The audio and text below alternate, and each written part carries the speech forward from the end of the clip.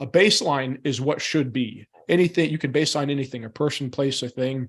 What should be? What is the norm in this area? If I walk into a Starbucks or an office cafeteria, what should people generally be dressed as? What should the volume be in this business setting in this cafeteria? What's the speed of movement?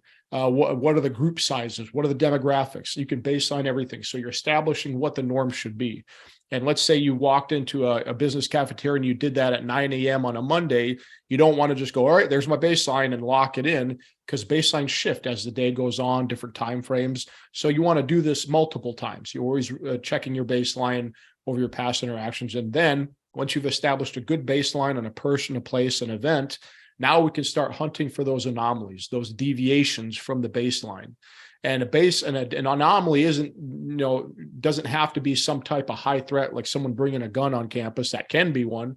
But let me give you an example of, maybe you have Sharon. She's in the office setting. Sharon's really jovial. She's really loud. You can always hear her laughing down the hallway in her cubicle, telling stories or whatnot.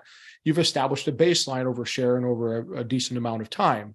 And then the one day you don't hear her laughing, you don't hear her loud, boisterous voice, and you're like, oh, maybe she took a day off, and you notice her sitting in her office area, hunched over a computer, not saying anything. That's definitely a deviation from the baseline. And as a leader, as a manager, or just a coworker, all it takes sometimes is a tap on the shoulder to walk up to Sharon and go, hey, Sharon, how's your day going? And she might look at you and go, you know what? It's not great, blah, blah, blah, blah, blah. And with what you just did, tapping them on the shoulder, you engaged them, you disrupt that chain of events, you made them feel like, hey, somebody else is looking out for my welfare. I'm not just a cog in the machine. And potentially you could have disrupted a chain of events that were going to happen if no one contacted or no one got better. It could have been a workplace violence. So that is how I explain baseline and anomaly.